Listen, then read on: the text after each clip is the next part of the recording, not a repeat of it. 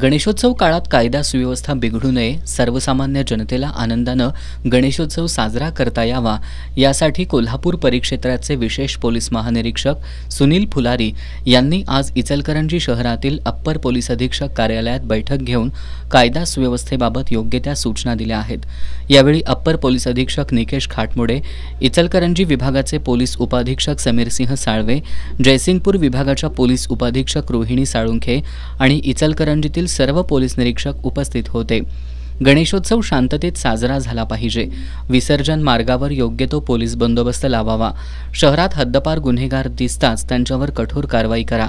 महिलांची छेड काढणाऱ्यांचा बंदोबस्त करा। कोणत्याही आरोपीची गय करू नका अशा सूचना फुलारी यांनी या बैठकीत दिल्या। या बैठकीनंतर पत्रकारांशी बोलताना त्यांनी ध्वनी प्रदूषण करणाऱ्या मंडळांवर आणि डॉल्बी चालक मालक यांच्यावर कठोर कारवाई करण्यात येणार असल्याचा इशारा दिला। गुन्हेगार प्रवृत्तीचे जे लोक आहेत त्यांच्यावर पोलिसांची करडी नजर असून शहरातील सीसीटीव्ही लवकरात लवकर चालू केले जातील असंही त्यांनी सांगितलं।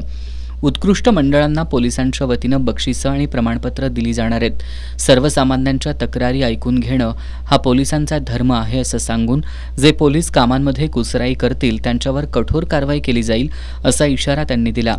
यावर्षी इचलकरंजी विभागामध्ये 1617 मंडळांनी गणपती बाप्पाला विराजमान केलं असून त्या सर्व मंडळांशी पोलिसांनी संपर्क साधून शांततेत गणपती उत्सव साजरा करण्याचं आवाहन केलं असल्याचं फुलारी यांनी सांगितलं।